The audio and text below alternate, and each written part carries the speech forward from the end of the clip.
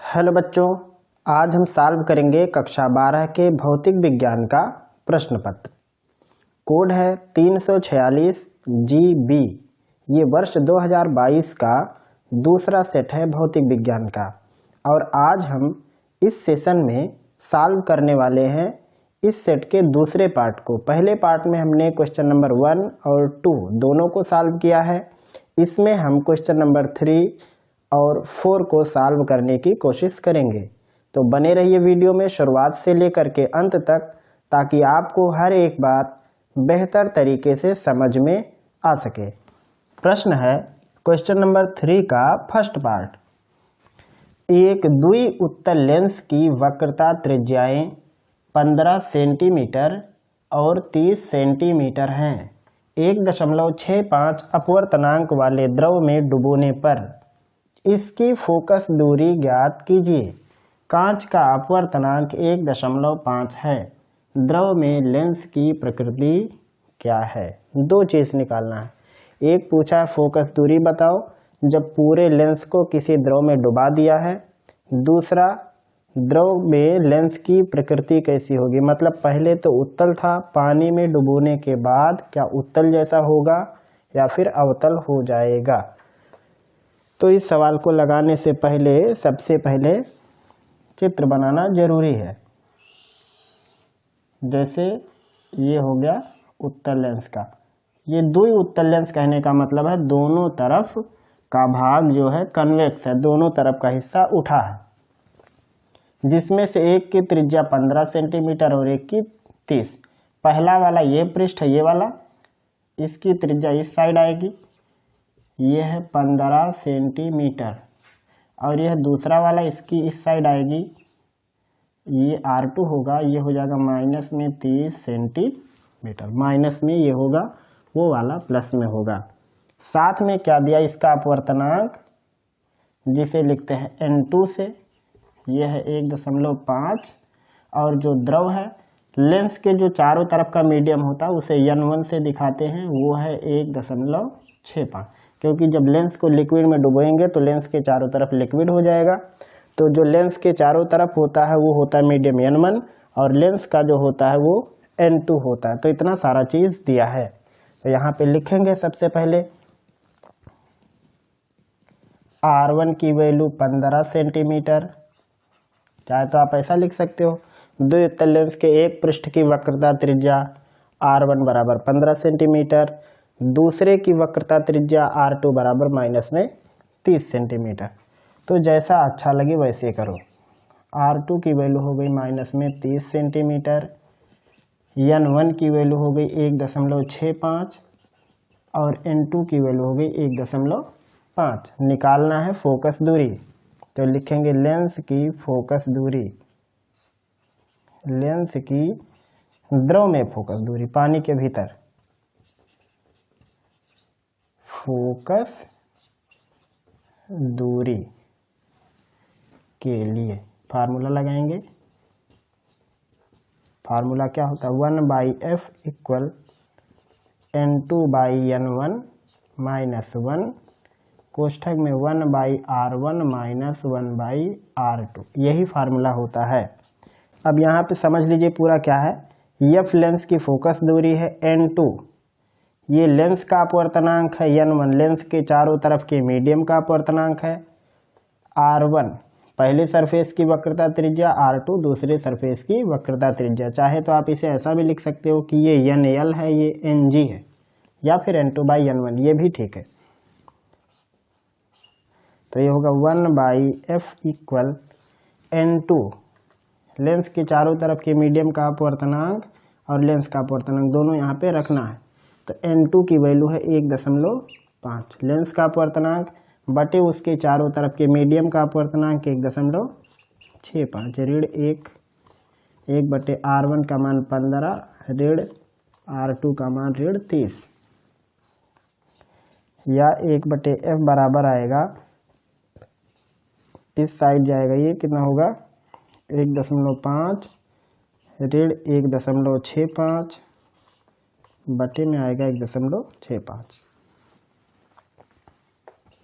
ये हो जाएगा 1/15 धन 1/30, ऋण और ऋण मिलके धन हो गया, बराबर यहाँ पे घटाना है इसको तो कितना आएगा, आएगा 0.15।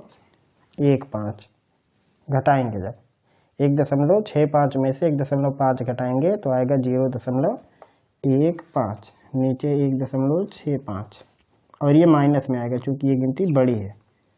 यहाँ हर बराबर करने के लिए इसमें 2 से गुणा होगा तो ये हो जाएगा 2 और 1 3, 3/30।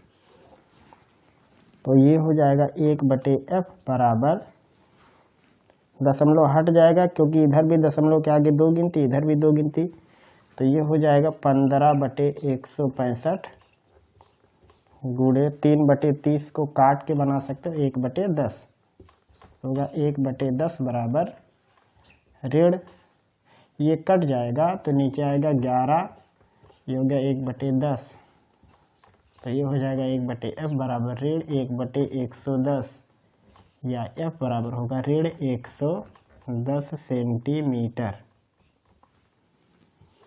तो पहला क्या आया, फोकस दूरी। अब कहा है लेंस की प्रकृति क्या होगी द्रव में, तो अब चूंकि फोकस दूरी नेगेटिव हो गई मतलब ये उत्तल से अवतल बन गया, तो लिखेंगे द्रव में लेंस की फोकस दूरी 110 सेंटीमीटर और प्रकृति अवतल। ये हुआ इसका उत्तर।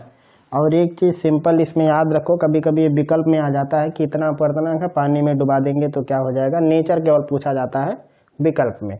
तो ये बात याद रखना है, अगर लेंस के चारों तरफ के मीडियम का अपवर्तनांक लेंस से बड़ा है तो हमेशा नेचर चेंज हो जाता है। जैसे कि यहाँ पे लेंस का अपवर्तनांक 1.5 है और उसके चारों तरफ का 1.65, तो जब बाहर के मीडियम की जो अपवर्तनांक होती है अगर वो ज़्यादा हो गई तो नेचर चेंज हो जाएगा, अगर कम है तो नेचर चेंज नहीं होगा। यही लिख देते हैं, लिख लेना, इसको काम आएगा ये। यदि लेंस के चारों ओर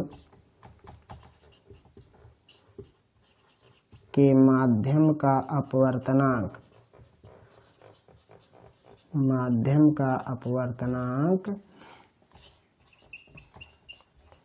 लेंस के अपवर्तनांक से अधिक है तो लेंस की प्रकृति बदल जाती है। यहाँ तो लगा के आपको पता चला कि एक यहाँ पे आएगा माइनस में अवतल हो गया, आप वैसे भी देख के बता सकते थे नेचर। यहाँ पे अपवर्तनांक ज़्यादा है, लेंस का अपवर्तनांक कम है, तो पक्का ये नेचर चेंज हो ही जाएगा। तो ये है क्वेश्चन नंबर 3 के फर्स्ट पार्ट का सलूशन। अगला प्रश्न है क्वेश्चन नंबर 3 का दूसरा पार्ट, परमाणु के बोहर मॉडल के अवगृहित लिखिए। तो ये वाला प्रश्न सेट 1 का 5वां प्रश्न का 5वां पार्ट है। सेम प्रश्न यही है, तो हमने पहले सेट को हल कर दिया, आप उसमें इसको देख सकते हैं।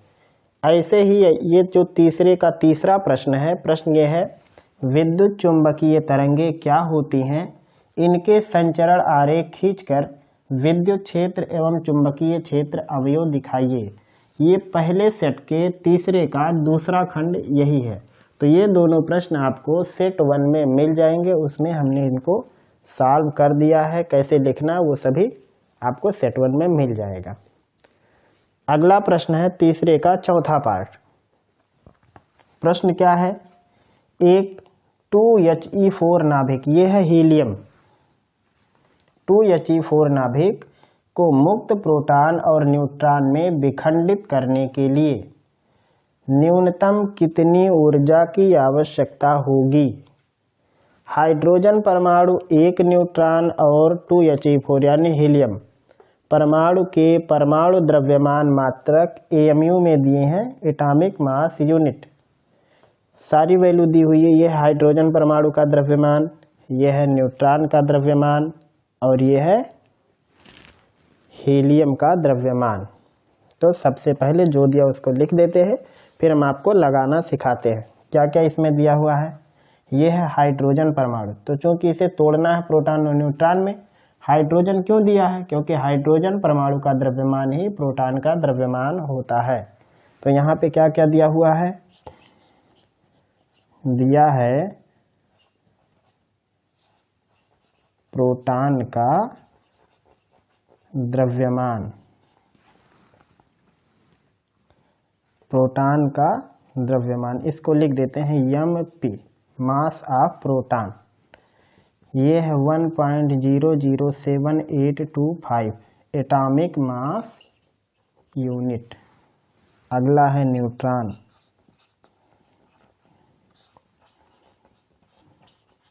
न्यूट्रॉन का द्रव्यमान, इसे लिख देते हैं mn, मास ऑफ न्यूट्रॉन।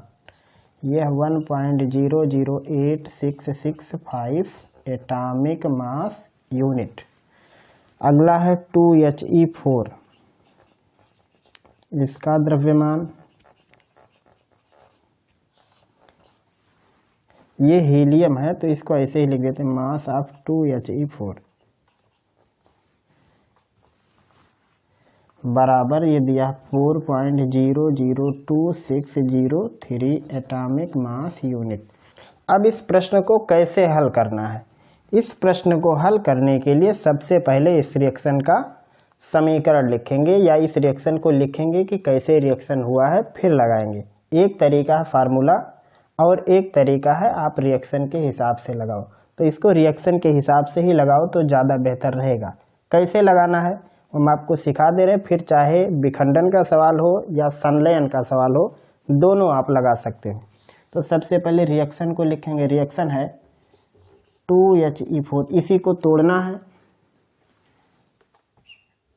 तोड़ना है प्रोटॉन में, प्रोटॉन को लिखते हैं 1H1 और तोड़ना है न्यूट्रॉन में, न्यूट्रॉन को लिखते हैं 0N1।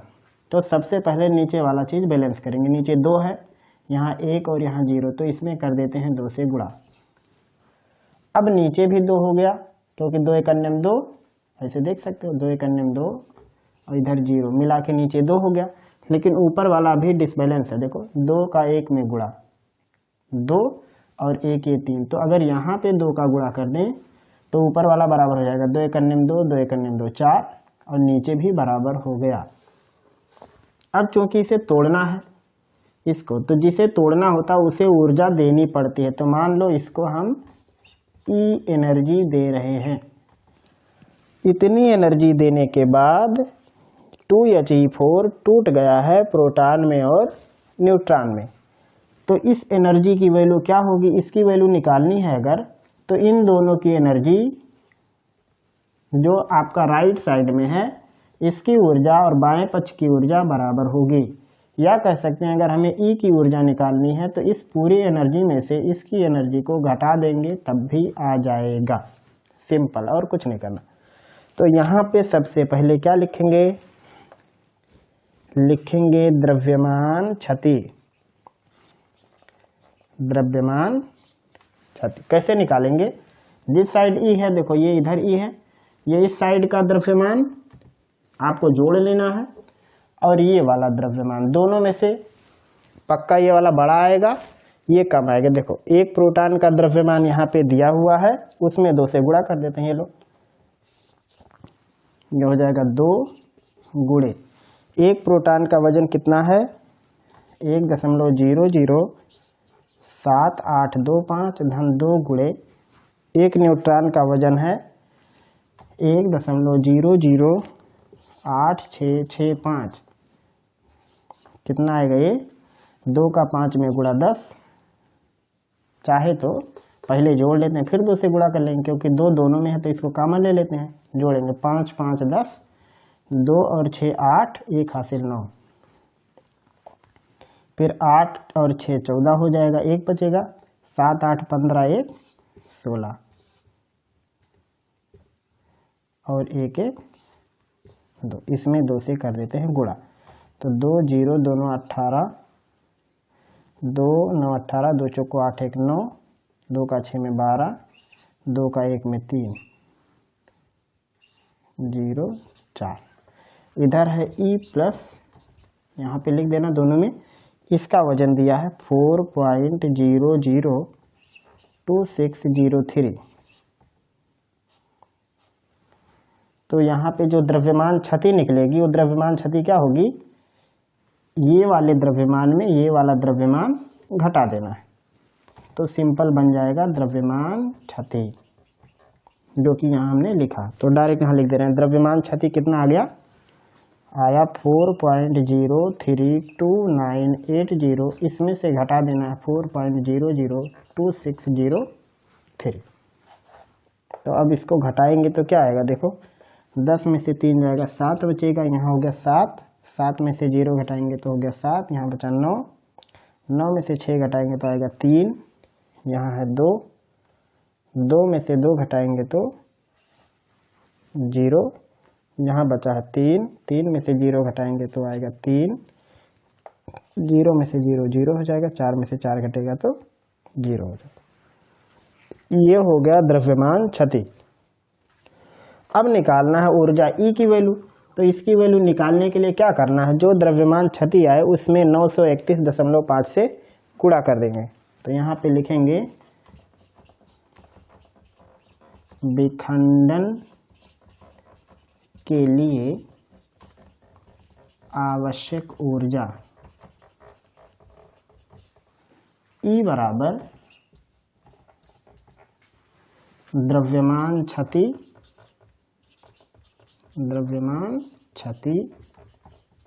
गुणे 931.5 मिलियन इलेक्ट्रॉन वोल्ट। जब ये वाला द्रव्यमान क्षति एटॉमिक मास यूनिट में होगा तभी इससे गुणा कराना। अगर ये किलो में होगा तो c² से गुणा करा देना। c² मतलब प्रकाश की चाल का वर्ग, और अगर ये एटॉमिक मास यूनिट है तब यहाँ पे 931.5 या 931 से दोनों में से कोई भी गिनती होगी तो दोनों सही है। द्रव्यमान क्षति आ गया है 0.0303777, इसका गुणा कराना है 931.5, तो गुणा कराएंगे तो आएगा 28.2961 मिलियन इलेक्ट्रॉन वोल्ट।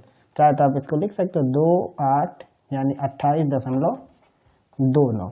तो ये हो जाएगा इसका आंसर। सिंपल क्या करना है, नाभिकीय विखंडन के सवाल या नाभिकीय संलयन के सवालों में आपको द्रव्यमान क्षति निकालनी है सबसे पहले कि कितना जो मास है वो कितना मास एनर्जी में कन्वर्ट होगा। द्रव्यमान क्षति निकल गई।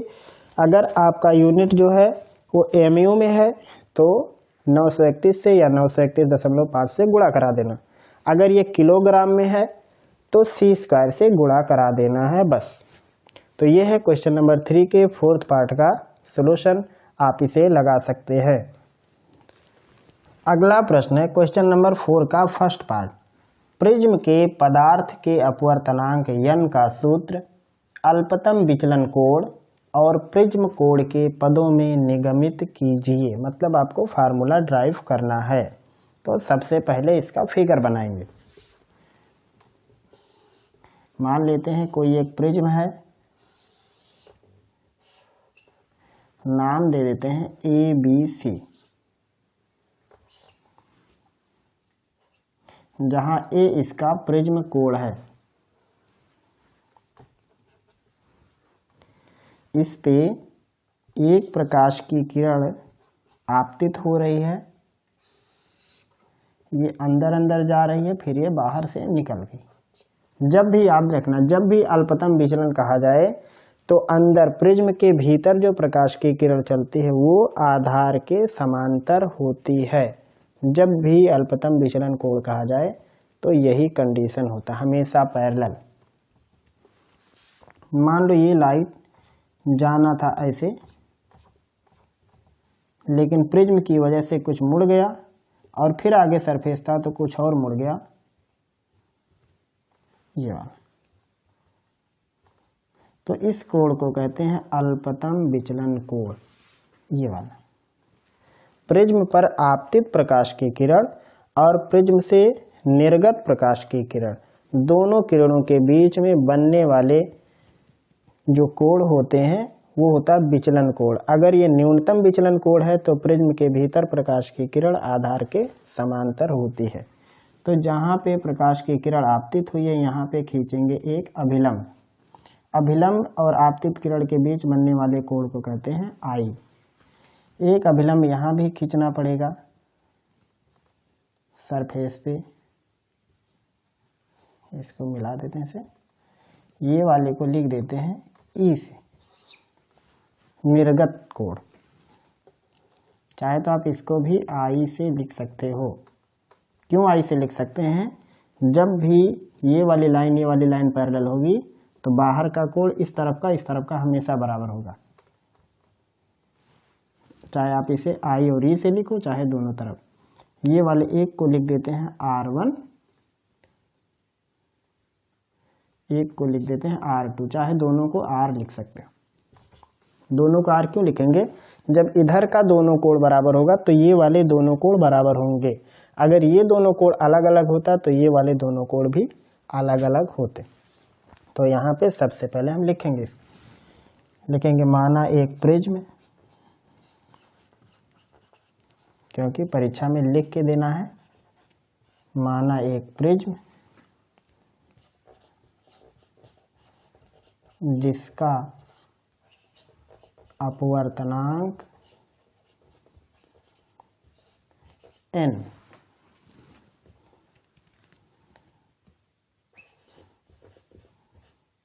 आपतन कोण I, निर्गत कोण E,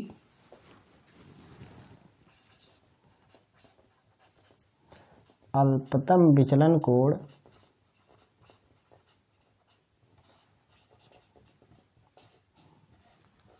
डेल्टा m तथा प्रिज्म कोण A है। ये वाला इतना सारा चीज, अपवर्तनांक n, आपतन कोण I, निर्गत कोण E, अल्पतम विचलन कोण डेल्टा m है। तो यहाँ पे लिखेंगे सबसे पहले, जो आपको जरूर लिख देना रहेगा, अगर अल्पतम विचलन नहीं है तो फिर अलग फार्मूला आएगा। अल्पतम विचलन कोण की स्थिति में I बराबर होगा E। ये हो गया समीकरण नंबर 1।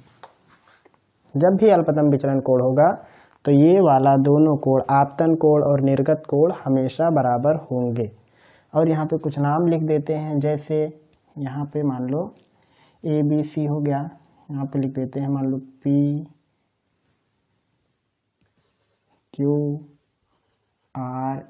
कुछ भी लिख सकते हो, NMPQ ऐसे लिख देते हैं। मान लो यह है N, ये M, ये P और ये Q। तो यहाँ पे आपको क्या करना है, सबसे पहले एक चतुर्भुज ले लेना है ANQM। इस चतुर्भुज को लेना है, लिखेंगे चतुर्भुज ANQM में सारा कोण जोड़ दो, कोण A। तो इसमें बिना कोण के चिन्ह के लिखेंगे A प्लस, अब n को लिखना पड़ेगा क्योंकि n के कई पार्ट है, ANP है, AN इधर है, तो इसके n के कई पार्ट हैं, तो इसलिए पूरा कोण का नाम लिख देते हैं। कोण ANQ प्लस कोण AMQ, ये वाला कोण और ये वाला कोण और ये दोनों कोण पूरा मिला के होंगे ये 360। किसी भी चतुर्भुज के चारों कोणों को जोड़ दो तो इतना ही होता है। तो ये हो गया A प्लस 90 प्लस कोण Q बराबर होगा 360। अब कहोगे 90 क्यों? क्योंकि ये वाला इस पे एक अभिलंब है, तो ये वाला कोण 90 होगा। ऐसे वो लाइन अभिलंब है तो वो भी 90। तो 90 90 180, तो A प्लस Q की वैल्यू क्या होगी 360 और ये 180 घट जाएगा तो बचेगा 180। ये हो गया इक्वेशन नंबर 2। अगला काम यहाँ पे देखो, ये वाला एंगल अगर आई है तो ये पूरा एंगल भी क्या होगा, आई होगा। तो लिखेंगे कोण, यहाँ से लिख देते हैं कोण पी एन एम, इसकी वैल्यू होगी आई माइनस आर। कोण पी एन एम की वैल्यू होगी आई माइनस आर। क्यों होगा, ये वाला कोण आई है तो ये भी पूरा कोण आई होगा, उसमें से आर निकल गया। सेम कोण पी एम एन, इसकी वैल्यू होगी ई माइनस आर। ये वाला कोण अगर ई है तो इस साइड का पूरा कोण ई होगा, उसमें से आर निकल गया तो ई माइनस आर। अब एक त्रिभुज है, त्रिभुज है पी एन एम, लिखेंगे त्रिभुज पी एन एम में ये डेल्टा एम बहिष्कोण है, तो लिखेंगे बहिष्कोण प्रमेय से, बहिष्कोण प्रमेय से। बहिष्कोण मतलब किसी भी त्रिभुज की एक भुजा को बढ़ा दो, जैसे ये त्रिभुज है उसकी एक साइड को बढ़ा देते हैं तो जो एंगल बनता है उसे बहिष्कोण बोलते हैं।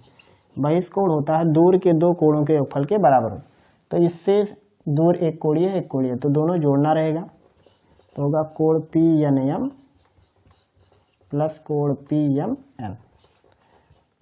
डेल्टा एम की वैल्यू क्या होगी, पी एन एम की वैल्यू है आई माइनस आर, इसकी वैल्यू है ई माइनस आर, तो डेल्टा एम हो गया आई प्लस ई माइनस 2r। अब यहाँ पहले से लिखो कि i बराबर ई है, तो जहाँ ई है वहाँ i लिख देते हैं, तो होगा i plus I minus 2r, या डेल्टा एम बराबर होगा 2i माइनस r।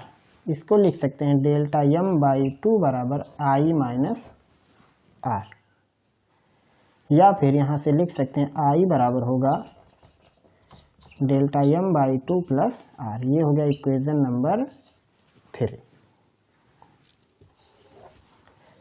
अब एक और त्रिभुज है, त्रिभुज का नाम है एन क्यू एम, लिखेंगे त्रिभुज एन क्यू एम। इसमें क्या होगा, तीनों कोण जोड़ के 180 हो जाएगा, आर प्लस क्यू बराबर होगा 180, यानी 2r प्लस क्यू बराबर होगा 180। इसको लिख देते हैं इक्वेशन नंबर 4।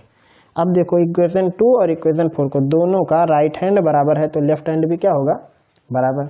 तो लिखेंगे इक्वेशन 2 बराबर इक्वेशन 4, यानी a प्लस क्यू, इसकी वैल्यू हो गई 2r प्लस क्यू के, क्यू से क्यू कैंसिल, तो r इक्वल हो गया a/2।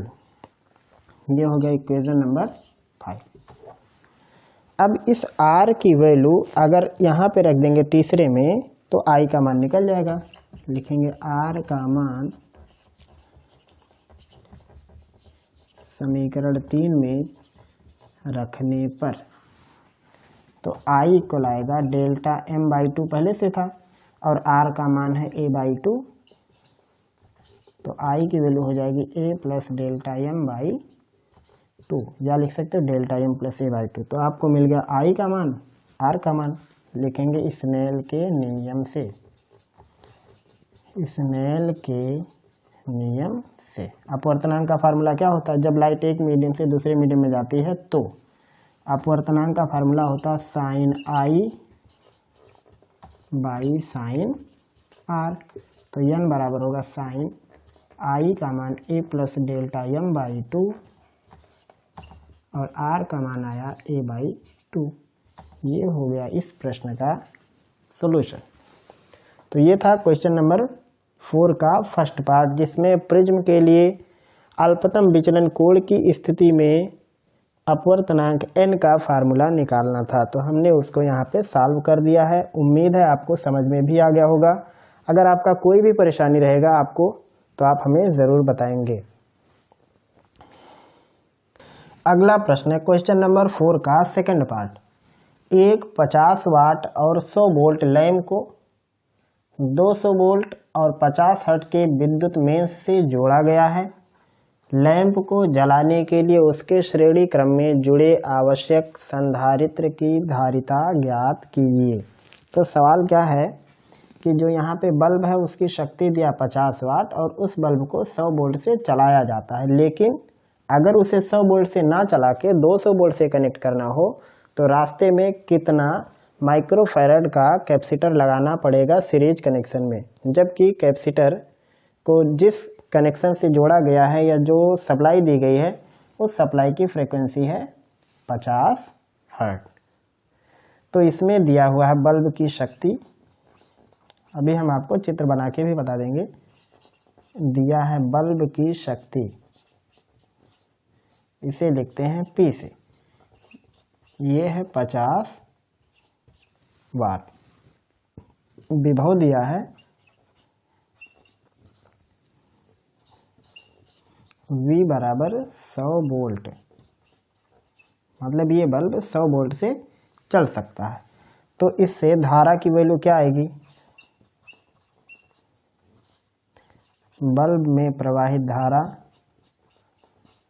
यानी बल्ब कितने एम्पियर का है ये निकालना है। I इक्वल होगा P बाई V। P की वैल्यू 50, V की वैल्यू 100, हल करेंगे तो आएगा 1/2। तो I बराबर हो गया 1/2 एम्पियर, यानी बल्ब 1/2 एम्पियर विद्युत धारा अपने अंदर से होके गुजारता है। दूसरा, बल्ब का रेजिस्टेंस कितना है वो निकालेंगे। बल्ब का प्रतिरोध मान लो ये है R। R बराबर होता V/I, तो ये है 100 वोल्ट का, I की वैल्यू 1/2, तो बराबर ये हो जाएगा 200 ओम, यानी जो बल्ब है वो 200 ओम प्रतिरोध वाला है। तो यहाँ से बल्ब का प्रतिरोध आपको मिल गया, R का मान 200। अब इसके सीरीज कनेक्शन में कैपेसिटर को लगाना है। देखिए चित्र कुछ ऐसे रहेगा, ये मान लो बल्ब हो गया, इसके सीरीज कनेक्शन में लगाना है एक कैपेसिटर को, और इसको जोड़ना है विद्युत मेंस से। ये है 200 वोल्ट। करंट कितना जा रहा है इसमें, 1/2 एम्पियर, क्योंकि जो बल्ब में जाएगा कैपेसिटर आप सीरीज में लगा दोगे तो यहाँ से होते हुए 1/2 एम्पियर आएगा। तो ये मान लेते हैं इसका प्रतिरोध है R और कैपेसिटर के प्रतिरोध को कहते हैं XC। अब चूंकि दोनों प्रतिरोध यहाँ पे सीरीज कनेक्शन में है, तो ये नहीं कह देना कि तुल्य प्रतिरोध निकालना है तो ये वाला इन दोनों को हल कर दें, ऐसा नहीं। यहाँ पे अल्टरनेटिंग करंट सप्लाई होती है, तो R और XC कुछ ऐसे होते हैं, R और ये XC नीचे होता है, ये वाला। तो यहाँ पे दोनों का जो प्रतिरोध है ये वाला, ये 90 डिग्री पर है, तो इन दोनों का तुल्य प्रतिरोध क्या होगा, उसे लिखते हैं Z से। तो ये नहीं कि डायरेक्ट ऐसे लिख दें R + XC, क्योंकि ये DC सप्लाई नहीं है, ये AC सप्लाई है, और AC सप्लाई में ही फ्रिक्वेंसी होती है। तो यहाँ पे फ्रिक्वेंसी जैसे दिया तो आप तुरंत समझ जाना कि AC सप्लाई लगी हुई है। तो इन दोनों को R + XC नहीं करना, इनको इस टाइप से जोड़ना है। तो यहाँ से Z की वैल्यू क्या होगी, Z की वैल्यू होगी R² + XC का स्क्वायर। अब Z की वैल्यू कैसे निकालना है, क्योंकि आपको तो मालूम है R, XC भी नहीं पता, लेकिन Z निकाल सकते हो। Z की वैल्यू अगर निकालना है, यहाँ लिख देते हैं कहीं पे, अगर आपको Z निकालना है तो कुल करंट बराबर कुल वोल्टेज बटे कुल प्रतिरोध। तो कुल वोल्टेज है 200, ऐसे एक बार लिख देते हैं। I बराबर होगा V/Z, इससे जब लगाएंगे तो Z का फार्मूला होगा V/I। V की वैल्यू है 200, I की वैल्यू 1/2, तो आएगा ये 400 ओम। यानी जो नेट प्रतिरोध है 200 वोल्ट अगर लगाएंगे, 1/2 एम्पियर देना है, तो प्रतिरोध बढ़ा के कितना कर देना पड़ेगा आपको, 400। नहीं तो पता चला अगर वही है और वोल्टेज यहाँ पे लगा दिए तो फिर ये खत्म। तो यहाँ पे वोल्टेज बढ़ाने पे रेजिस्टेंस बढ़ाना पड़ेगा ताकि सेम करंट पर ये चीज़ चल सके। तो Z की वैल्यू 400 आ गई, इस फार्मूले में रखेंगे Z की जगह पे 400, और R पहले से मालूम है 200 इसका स्क्वायर प्लस XC का स्क्वायर, वर्ग करेंगे तो आएगा XC का स्क्वायर बराबर 400 का स्क्वायर माइनस 200 का स्क्वायर। हल करने पर ये कितना आएगा, इसको लिख सकते हैं 4 गुणे 100 का स्क्वायर, यानी 4 का स्क्वायर गुणे 100 का स्क्वायर, 2 का स्क्वायर गुणे 100 का स्क्वायर। दोनों में 100 का स्क्वायर कॉमन है, बाहर कर दो इसको। और 4 का स्क्वायर 16, 2 का स्क्वायर 4, 16 में से 4 जाएगा 12। ये हो गया एक्स सी का स्क्वायर। कैसे भी करके आपको हल करना बस।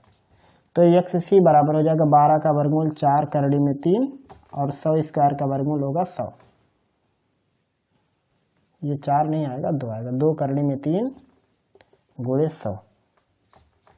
तो एक्स सी बराबर हो जाएगा 200 करड़ी में 3। एक्स सी का फार्मूला होता है 1/ओमेगा सी। ये हो जाएगा 200 करड़ी में 3।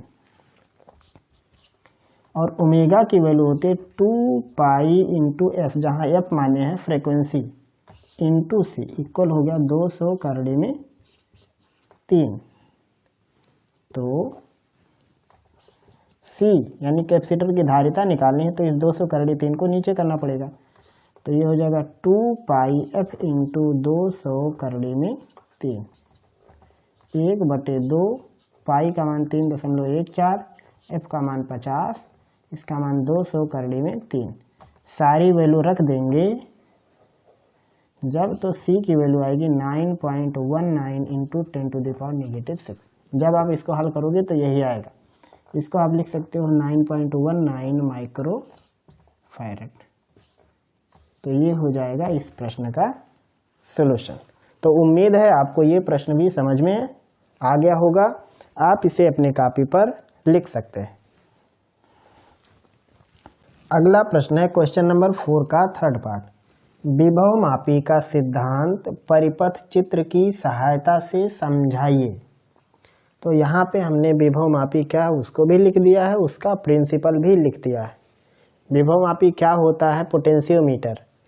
ये यहाँ पे हमने लिख दिया है, किसी सेल के वैद्युत वाहक बल अथवा किसी वैद्युत परिपथ के 2 सिरों के बीच बिंदुओं के बीच विभवांतर नापने का एक यथार्थ उपकरण। मतलब जो पोटेंशियोमीटर है इसका काम होता है कि जो सेल होता है उस सेल का ईएमएफ नापना, या फिर कोई भी वायर हो, कोई परिपथ हो, उसके सिरों के बीच कितना वोल्टेज है वो कैलकुलेट करने के लिए पोटेंशियोमीटर का उपयोग किया जाता है। किस बेस पर काम करता है, इसका मेन प्रिंसिपल क्या है, जब एक समान परिच्छेद के तार में नियत धारा बह रही हो। एक समान परिच्छेद मतलब उस तार का क्षेत्रफल बदलना नहीं चाहिए, जो क्रॉस सेक्शन एरिया होता है।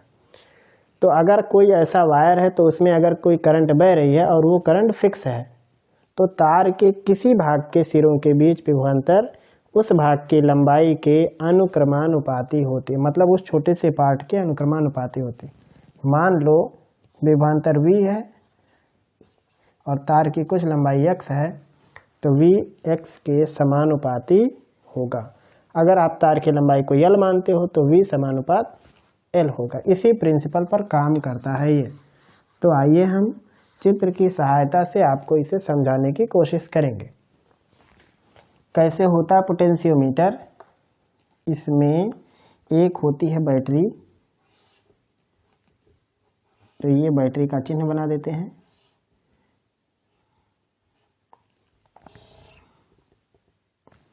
एक प्लग होता है जिससे इसको ऑपरेट करते हैं चालू बंद करने के लिए, और फिर इसमें लगा होता है एक रिहोस्टेट जो कि धारा को कंट्रोल करता है।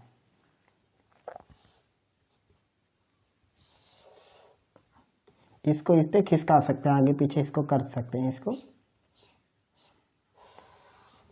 और इस पूरे सिस्टम से एक मिश्र धातु की तार कनेक्ट होती है। ये अक्सर मैंगनीन का बनाया जाता है। ये यहाँ से लेके यहाँ तक का जो पार्ट है, कभी कभी ढेर सारे वायर की जरूरत पड़ती है ज़्यादा लंबा, तो इसको आप ऐसे ऐसे टेढ़ा करके भी बना सकते हैं। तो ये मान लो हो गया ये वायर। अब चूँकि ये वाला टर्मिनल प्लस का है तो इस साइड से धारा निकलेगी, ऐसे इस रास्ते से होती हुई यहाँ आएगी, फिर रिहोस्टेट से होती हुई इस साइड आ जाएगी। ये है बैटरी, ये B है, प्लग के है, ये रिहोस्टेट है, इसको RH से दिखाया जाता है। और इसके एक सिरे से चाहे इधर चाहे उधर कहीं भी कनेक्ट कर सकते हैं। जिस सेल का ईएमएफ निकालना है उस सेल को कनेक्ट करना है। अब सावधानी क्या रखनी है सेल को कनेक्ट करते समय, बैटरी का टर्मिनल और सेल का टर्मिनल दोनों एक साइड एक जैसा होना। जैसे इसका प्लस टर्मिनल इस साइड है तो ये भी प्लस होना चाहिए, गलती से ये माइनस नहीं होना चाहिए। अगर इधर माइनस है तो इसका भी माइनस एक जैसा होना चाहिए। तो ये माइनस हो गया, ये भी माइनस हो गया, इसको लिख देते हैं ई से, ये सेल। अब क्या करते हैं, इससे एक वायर को कनेक्ट करते हैं, उससे एक गैल्वेनोमीटर को लगाते हैं। गैल्वेनोमीटर का काम होता है ये पता करना कि करंट आ रहा है या नहीं। बहुत क्षीण धारा को नापने के लिए प्रयोग किया जाता है। यहाँ पे एक फिसलने वाला की लगा देते हैं जिसे जौकी बोलते हैं, वो इस वायर पे फिसल सकता है। और ये वायर काफ़ी लंबा होता है, बड़ा सा। इसको इस पे रख के आगे पीछे करके देखते हैं। तो ये है जी गैल्वेनोमीटर। कुछ पोजीशन आपको ऐसा मिलेगा जहां गैल्वेनोमीटर की सुई खड़ी रहेगी, कुछ पोजीशन आपको ऐसा मिल सकता है, ये मान लो ये पोजीशन ये है,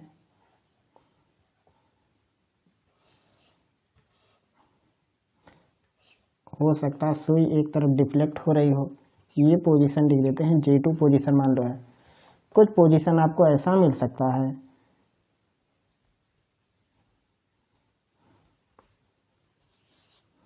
इसमें इस साइड सुई खिसक गई है, यह है J1 स्थिति। ये सभी गैल्वेनोमीटर है। ये इतना फिगर सबसे पहले आप देखिए, इसमें क्या क्या लगता है, एक बैटरी, एक प्लग, एक रिहोस्टेट, इससे एक मिश्र धातु को कनेक्ट कर देते हैं। वो मिश्र धातु होती है मैंगनीज, और इसमें परिच्छेद क्षेत्रफल समान होना चाहिए। इसके ए सिरे से या बी सिरे से भी बैटरी को जोड़ सकते हो, लेकिन ध्यान यही रखना है कि जब बी सिरे से आप सेल को कनेक्ट करो तो ये टर्मिनल दोनों सेम साइड होने चाहिए। तो यहाँ ए से मान लो हमने एक सेल कनेक्ट किया, यहाँ से एक जाकी को लिया, जाकी को इस तार ए बी पे खिसकाते हैं। कुछ पोजीशन ऐसा मिलता है, एक निश्चित पोजीशन जहाँ पे गैल्वेनोमीटर की सुई बिल्कुल खड़ी हो जाती है। ये बताता है कि इसमें करंट नहीं बह रहा है। आप आगे पीछे करते हो तो कुछ दूर ये जहाँ पे विक्षेप शून्य हो गया, इससे एक तरफ जाते हैं तो गैल्वेनोमीटर की सुई एक तरफ, दूसरी तरफ आते हैं तो दूसरी तरफ विक्षेपित हो जाती है। तो ऐसा क्यों होता है, ये कारण भी हम आपको बता दे रहे हैं। जैसे मान लो यहाँ पे ये बैटरी है, बैटरी बी है, ये ए से बी के बीच विभवांतर होगा, यहाँ पे लिख देते हैं, लिखेंगे माना, हम आपको कैलकुलेट करके भी बता देंगे ताकि आपको सवाल लगाने में आसानी रहे। वैसे इसमें केवल यही लिखना था, सिद्धांत लिखना था, इसका परिपथ आरेख बनाना था, और ये वाला चीज लिख देना था V समानुपाती x और L, ये वाला इतना ही करना था इसमें। बाकी कैलकुलेशन कैसे करना वो भी हम आपको इसमें सिखा देते। तो यहाँ पे लिखेंगे माना तार AB की लंबाई L है, मान लेते हैं जो तार है उसकी लंबाई L है, तथा सिरों AB के बीच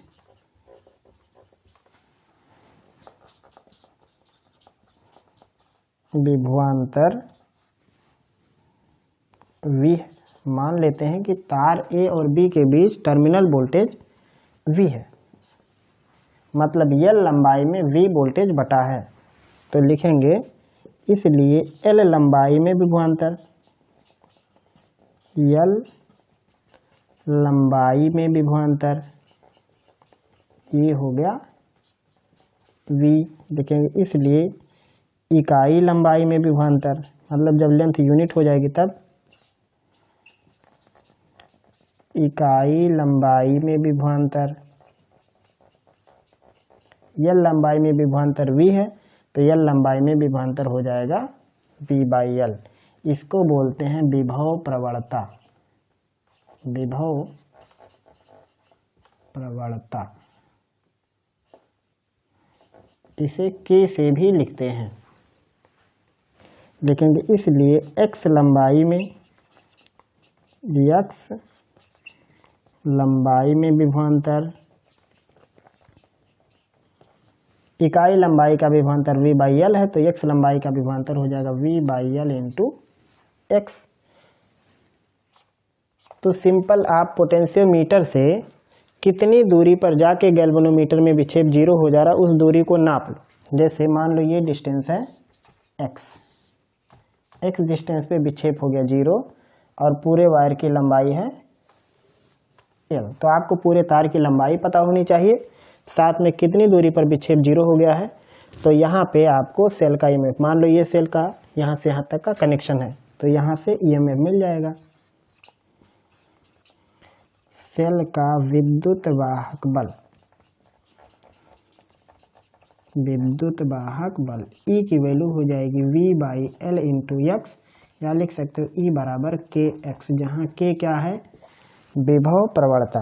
अब हम आपको ये स्ट्रक्चर भी समझा देते हैं। देखो, मान लो जाकी को हम J1 पोजीशन पर रखे हैं, जहाँ पे ये वाला वोल्टेज मान लो कम है, ये वाला वोल्टेज सेल के वोल्टेज से कम है, या कह सकते हैं जो सेल का ईएमएफ है उस वाले ईएमएफ से यहाँ का विभवांतर कम है। तो क्या होगा, जब ये वाला विभवांतर कम है तो अब चूंकि यहाँ से तो करंट आ रहा है यहाँ से, अब चूंकि ये वाला वोल्टेज कम है, तो अगर ये वाला वोल्टेज कम होगा, यहाँ पे जो विभवांतर है ये विभवांतर कम होगा, इसका मतलब क्या होगा, यहाँ से भी तो धारा निकल रही है सेल से, तो सेल से धारा आएगी। अब चूंकि ये विभवांतर कम है तो करंट इस रास्ते से होते हुए जाएगा, मतलब जो सेल में धारा बहेगी वो सेल में धारा बहेगी AJ1EA दिशा में। जब AJ1 का वोल्टेज कम होगा, यानी देखो यहाँ लिख दे रहे हैं, जब VAJ1 ये लेस देन है E, तब जो धारा होगी, धारा की दिशा होगी AJ1 E डायरेक्शन में, या EAJ1 भी लिख सकते हो। ये धारा इस डायरेक्शन में बहने लगेगी, तो ये मान लेते हैं विक्षेप की ये दिशा हो गई। एक ऐसा पोजीशन आएगा जहाँ पे इसमें विक्षेप जीरो हो जाएगा, तो इसका मतलब क्या हो जाएगा, यहाँ पे सेल का जो विभवांतर है ये विभवांतर एक हो गया। क्यों विक्षेप जीरो होगा ये भी देखो, जब ये वाला विभवांतर और ये वाला विभवांतर बराबर हो जाएगा तो यहाँ से जब करंट निकलेगा तो चूंकि यहाँ भी एक पोटेंशियल डिफरेंस बना है और दोनों इक्वल हो गए, तो यहाँ से नेट वोल्टेज जीरो हो जाएगा, तो कोई करंट इसमें नहीं बहेगा। अब मान लो इस जाकी को खिसकाते खिसकाते किसी दूसरी जगह पे पहुँच गए, जहाँ पे A से लेके J2 का वोल्टेज बड़ा है, A से लेके J2 का वोल्टेज बड़ा है E से। तो जब ये वाला वोल्टेज बड़ा हो गया, ये वाला वोल्टेज छोटा हो गया, इसका मतलब धारा आप कैसे बहेगी, ऊपर बड़ा वोल्टेज यहाँ बना देते हैं। मान लो ऊपर बड़ा वोल्टेज है, नीचे छोटा वोल्टेज, तो जब ये वोल्टेज बड़ा है, ये वोल्टेज छोटा है, तो करंट अब की बार इस दिशा से निकलनी शुरू होगी। तो अब की बार करंट कैसा होगा, J2AE दिशा में, या लिख सकते हैं ये डायरेक्शन हो जाएगा धारा का, J2 से A से E, E से J2, यानी धारा की दिशा हो गई AE J2A। तो इसलिए गैल्वेनोमीटर शून्य विक्षेपक स्थान से जब इधर उधर किया जाता है तो गैल्वेनोमीटर की सुई दो दो डायरेक्शन में विक्षेप करती है, एक बार दूसरी डायरेक्शन दिखाती है, एक बार दूसरा डायरेक्शन। कारण क्या है, जब कम वोल्टेज होगा ईएमएफ से, सेल के ईएमएफ से, तो जो धारा निकलेगी वो सेल से निकलती हुई जाएगी, और जब विभवांतर बड़ा हो जाएगा सेल के ईएमएफ से, तो विद्युत धारा सेल के अंदर से होती हुई जाएगी। तो इसलिए यहाँ पे विक्षेप दो दिशाओं में दिखता है। जब ऐसा लोकेशन मिल जाएगा जहाँ पे विक्षेप जीरो हो जाएगा, इसका मतलब सेल का ईएमएफ बराबर उस पे लगे हुए तार का जो दोनों बिंदु मिलेगा जहाँ पे विक्षेप जीरो हो गया, तो इन दोनों बिंदुओं के बीच का विभवांतर और सेल का ईएमएफ बिल्कुल बराबर हो जाएगा। तो ये है क्वेश्चन नंबर 4 के थर्ड पार्ट का सोल्यूशन। अगला प्रश्न है क्वेश्चन नंबर 4 का फोर्थ पार्ट। रेल की दो पटरियां आपस में तथा जमीन से पृथककृत, मतलब दोनों पटरियां आपस में कनेक्ट नहीं है डायरेक्ट, और ना ही वो ज़मीन पर रखी हुई है। जैसे अक्सर देखने में क्या आता है, पत्थर पर रखा रहता है, लकड़ी पर रखा रहता है, कुछ इस टाइप से। इन्हें एक मिली वोल्ट मीटर से जोड़ा गया है, मतलब इसको वोल्ट मीटर के बजाय मिली वोल्ट मीटर से जोड़ा गया है। कुछ बच्चे इसको एक ये गिनती समझ लेते हैं, गिनती नहीं है ये। यहाँ पे लिखा हुआ 1 मिली वोल्ट मीटर, ये वोल्ट मीटर का प्रकार दिया हुआ है। जब भी आपको सवाल दिया जाता है परीक्षा में, तो जो भी अंक होते हैं उन्हें शब्दों में नहीं लिखा जाता, सीधे सीधे समझ लो वो अंकों में ही होते हैं। जितनी भी वैल्यू होती है वो अंकों में ही लिखा रहता है। तो यहाँ पे ये जो है ये वोल्ट मीटर की कैटेगरी है कि वो वोल्ट मीटर मिली वोल्ट तक को नाप सकता है। इसमें फिर आगे लिखा, जब इन पर एक ट्रेन 180 किलोमीटर प्रति घंटा की चाल से दौड़ते, मतलब जब उन पटरियों पर ट्रेन इस रफ्तार से चलती है तो मिली वोल्ट मीटर का पाठ्यांक क्या होगा, मतलब वोल्ट मीटर में कितना मिली वोल्ट शो होगा। अभी आपको पता भी लगेगा कि यहाँ पे मिली वोल्ट मीटर क्यों लगा, क्योंकि जो वैल्यू आने वाली है वो मिली वोल्ट में ही आएगी। आगे लिखा, दिया गया है पृथ्वी के चुंबकीय क्षेत्र का ऊर्ध्वाधर अवयव 0.2 × 10⁻⁴ वेबर पर मीटर स्क्वायर है। पटरियां परस्पर 1 मीटर की दूरी पर हैं। तो सबसे पहले हम इसे चित्र के माध्यम से आपको समझाते हैं। मान लो ये 2 पटरियां हैं जिनके बीच में 1 मीटर की दूरी है। इस पे जब ट्रेन दौड़ेगी तो इसका क्या मतलब है कहने का कि अब क्योंकि दोनों पहियों के बीच में एक शाफ्ट होता है जो दोनों पहियों को कनेक्ट कर देता है, इसी पे पहिए लगे रहते हैं। तो ये जो होता है ये राड पहियों को आपस में जोड़े रहता है। ये वाला पहले से दोनों पटरी आपस में एक दूसरे से कनेक्ट नहीं थे और ना ही ये जमीन पर रखे हुए थे, ये जमीन से अलग है, मतलब इनके बीच में कोई सेपरेटर है, चाहे पत्थर लकड़ी कुछ भी। इसके ऊपर जब पहिया दौड़ेगा मतलब वो शाफ्ट चल रहा है इस पे। मान लो ये इस दिशा में चल रहा है, मान लेते हैं ये इस दिशा में v रफ्तार से। अब क्योंकि ऊर्ध्वाधर घटक, मान लो ऐसे पटरी है तो इसमें ऊर्ध्वाधर घटक मतलब जो चलने की दिशा है, स्पीड और मैग्नेटिक फील्ड दोनों एक दूसरे से 90 डिग्री पर, चाहे जैसे चलेगा चाहे जिस डायरेक्शन में। तो b नीचे है, चूंकि ऊर्ध्वाधर घटक कहाँ नीचे है, इसका मतलब v और b के बीच 90 डिग्री होगा। तो यहाँ पे हम एक अंदर की ओर मैग्नेटिक फील्ड ड्रा कर देते हैं। ये इनसाइड मैग्नेटिक फील्ड का डायरेक्शन होता है, इसे क्रॉस से दिखाते हैं, इसको बाहर भी दिखा दे रहे हैं। इनसाइड मैग्नेटिक फील्ड, मान लो ये इनसाइड मैग्नेटिक फील्ड B है, ये v रफ्तार से चल रहा है और इस पटरी की लंबाई है L। तो यहाँ पे आपको देखने को मिलेगा कि v और b एक दूसरे से लंबवत हैं। b नीचे चल रहा रफ्तार आगे, तो v और b लंबवत हैं एक दूसरे के, साथ में v और L भी एक दूसरे के लंबवत हैं। ये कैसे, मान लो ये ऐसे शाफ्ट ऐसे आगे बढ़ रहा है तो वेग उस तरफ और लंबाई है, तो स्पीड और लंबाई भी एक दूसरे के लंबवत हैं, लंबाई और चुंबकीय क्षेत्र भी एक दूसरे के लंबवत हैं। तो यहाँ पे सब एक दूसरे के लंबवत हैं। तो इसमें निकालना है आपको प्रेरित विद्युत वाहक बल। यहाँ पे तो मान लेते हैं, माना पृथ्वी की चुंबकीय क्षेत्र का ऊर्ध्वाधर घटक या ऊर्ध्वाधर अवयव B कामा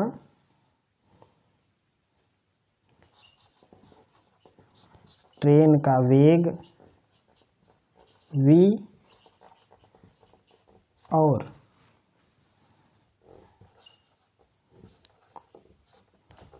ट्रेन के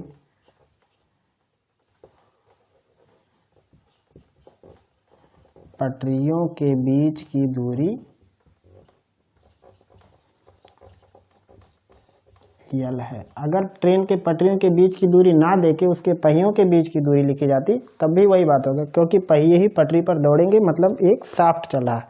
तो ये सिंपल मालूम है क्या है, जब कोई चालक किसी चुंबकीय क्षेत्र में एक समान चाल से चलता है तो कितना प्रेरित विद्युत वाहक बल उत्पन्न होता, वही आपको इसमें निकालना है। ये चैप्टर है इलेक्ट्रोमैग्नेटिक इंडक्शन का। अगर आपको इसका पूरा डिटेल सीखना है, कैसे प्रेरित विद्युत वाहक बल उत्पन्न होता है, वैल्यू क्या होती है, फार्मूला क्या होता है, तो आप प्लेलिस्ट में जाइए, इलेक्ट्रोमैग्नेटिक इंडक्शन नाम का चैप्टर है, उसमें ये आपको पूरा डिटेल में मिल जाएगा। तो यहाँ पे हमने मान लिया ट्रेन की स्पीड v, पटरियों के बीच की दूरी l और चुंबकीय क्षेत्र का ऊर्ध्वाधर अवयव b लिखेंगे। इसलिए लिखेंगे प्रेरित विद्युत वाहक बल, प्रेरित विद्युत वाहक बल ये भी लिख सकते हो, और सवाल के हिसाब से भी लिख सकते हो कि वोल्ट मीटर का पाठ्यांक ये कितना होगा, VBL। क्यों होगा, क्योंकि V लंब है B के ऊपर और B परपेंडिकुलर है L के ऊपर और V परपेंडिकुलर है L।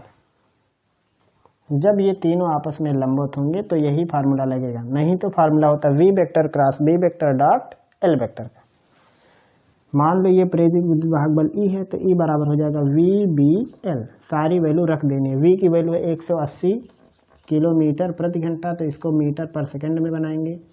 किलोमीटर में 1000 से गुणा और नीचे 3600 से भाग कर देंगे तो मीटर पर सेकंड हो जाएगा। B की वैल्यू है 0.2 गुणे 10 पीरियड 4, L की वैल्यू है 1, 1 2 0 इधर कट जाएगा तो यहाँ 0 0 हो जाएगा, ये 1800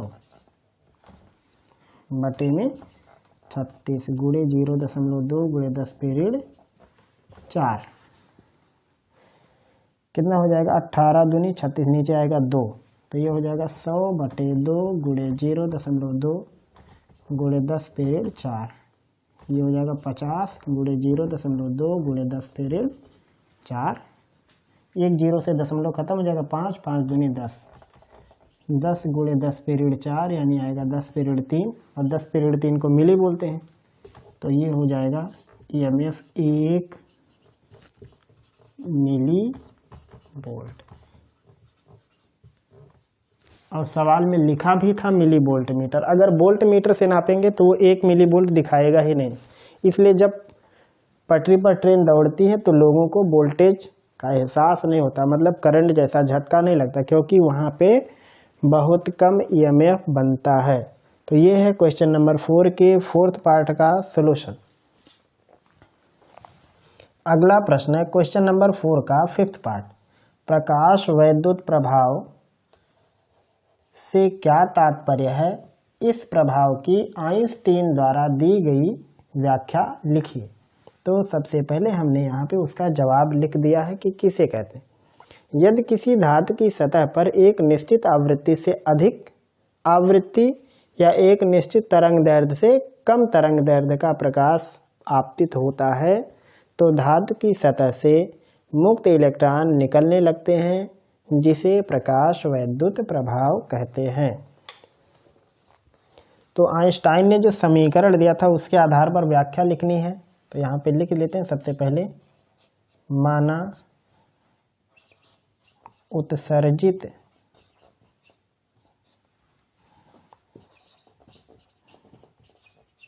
इलेक्ट्रॉन का द्रव्यमान m, वेग v,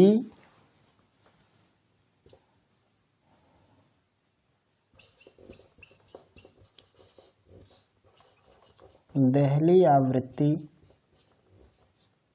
न्यू नॉट,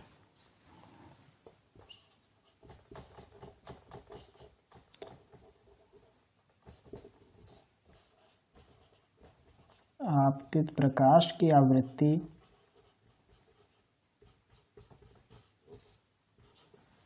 न्यू है तब।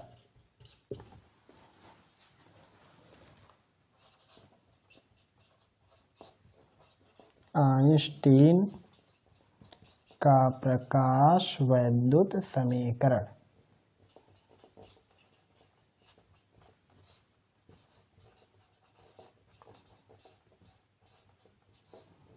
क्या है ये समीकरण है हाफ mv स्क्वायर मैक्सिमम ये बराबर होता है H new minus H new not.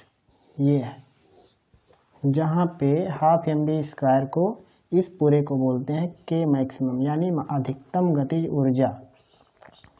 अधिकतम गतिज, यहाँ नीचे लिख देते हैं, अधिकतम गतिज ऊर्जा। ये है आपतित प्रकाश की ऊर्जा।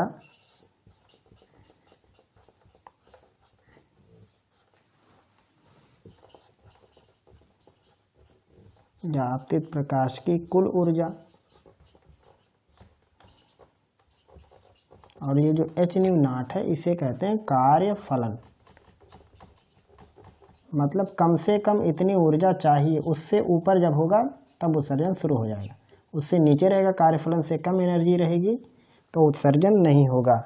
तो इसके आधार पर व्याख्या लिखनी है प्रकाश वैद्युत समीकरण की, या प्रकाश वैद्युत प्रभाव की व्याख्या लिखनी है। तो इसके आधार पर हम व्याख्या आपको बता रहे हैं, आप लिख लेना।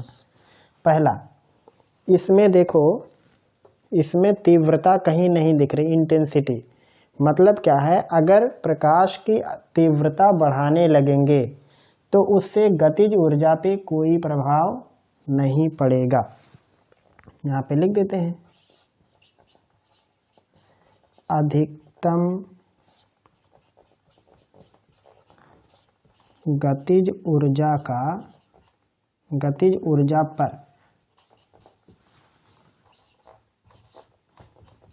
आपतित प्रकाश की तीव्रता का कोई प्रभाव नहीं होता है।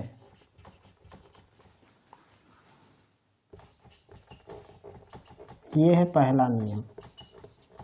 लाइट की इंटेंसिटी चाहे जितना बढ़ा देंगे, अधिकतम गतिज ऊर्जा में कोई बदलाव नहीं होगा। हाँ, एक चीज में फर्क पड़ता है, इलेक्ट्रॉन के उत्सर्जन की दर बढ़ जाती है, परंतु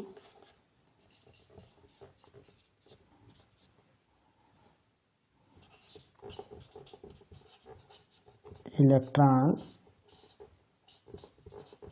उत्सर्जन की दर बढ़ जाती है। जब इंटेंसिटी लाइट की बढ़ाएंगे तो इलेक्ट्रॉन ज़्यादा तेज़ी से उत्सर्जित होने शुरू हो जाएंगे, लेकिन इलेक्ट्रॉन की महत्तम गतिज ऊर्जा या जो इलेक्ट्रॉन उत्सर्जित हुए हैं उनकी महत्तम गतिज ऊर्जा पे कोई असर नहीं पड़ने वाला। ये हो गया एक। दूसरा, आप यहाँ पे क्या लिख सकते हो, जैसे जैसे आवृत्ति बढ़ाएंगे, ये न्यू नॉट तो फिक्स है, इससे ऊपर की आवृत्ति से उत्सर्जन होगा, तो जब आवृत्ति बढ़ाने लगेंगे तो महत्तम गतिज ऊर्जा भी बढ़ने लगेगा। तो इसको दूसरा भी लिख सकते हैं, आपतित प्रकाश की आवृत्ति बढ़ाने पर, आवृत्ति बढ़ाने पर या बढ़ने पर उत्सर्जित इलेक्ट्रॉनों की महत्तम गतिज ऊर्जा, उत्सर्जित इलेक्ट्रॉनों की अधिकतम गतिज ऊर्जा बढ़ने लगती है। जब आवृत्ति बढ़ाएंगे तो उत्सर्जित इलेक्ट्रॉनों की अधिकतम गतिज ऊर्जा भी बढ़ने लगेगी। ऐसे ही अगला भी लिख सकते हैं। अगला नियम यह है कि जैसे ही लाइट धातु की सतह पर पड़ती है तुरंत इलेक्ट्रॉन उत्सर्जित होना शुरू हो जाते हैं। ये नहीं कि उसमें टाइम लगता है। तो यहाँ पे लिख देते हैं, जैसे ही प्रकाश धातु की सतह पर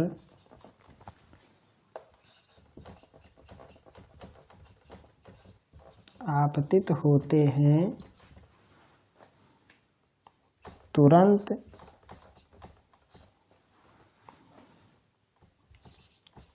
इलेक्ट्रॉन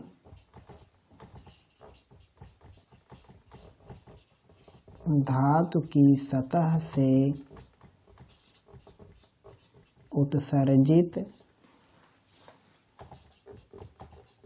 होने लगते हैं। जैसे ही लाइट किसी भी धातु के सरफेस पे पड़ता है तुरंत इलेक्ट्रॉन उत्सर्जित होना शुरू हो जाते हैं।